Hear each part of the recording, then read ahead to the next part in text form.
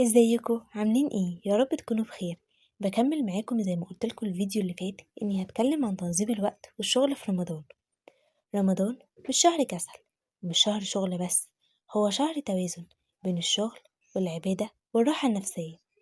لو حاسس ان يومك بيضيع او بتتعب مش عارف تعمل كل حاجة، الفيديو ده ليك. رمضان مش معمول عشان نضغط نفسنا، رمضان معمول عشان نرجع نفسنا.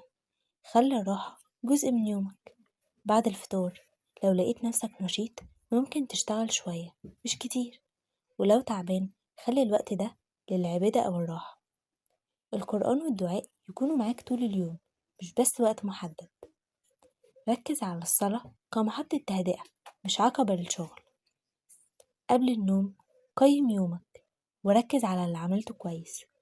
رمضان محتاج رحمة لنفسك مش تنظيم مثالي. مش لازم كل يوم يكون كامل.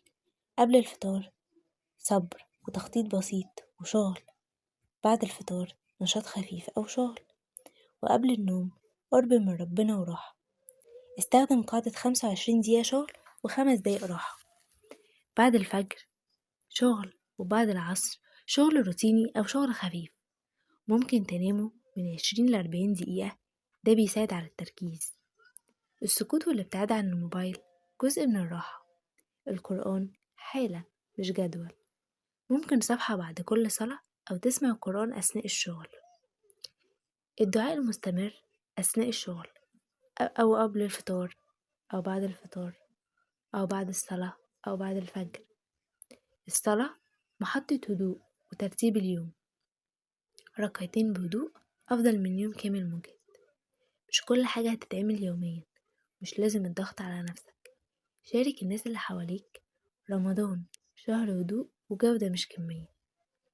قبل النوم اسأل نفسك ايه عملته كويس النهاردة وايه ممكن يتحسن بكرة، بدون مقارنة وبدون ضغط.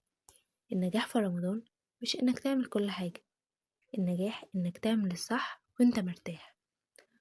رمضان وقت للهدوء والقرب من ربنا مش للضغط على نفسك. ده كان فيديو النهاردة، حبيت اتكلم معاكم بصدق من غير ضغط. ما تنسوش تعملوا لايك واشتركوا في القناة وفعلوا الجرس عشان يوصل لكم كل جديد. ورمضان كريم علينا كلنا.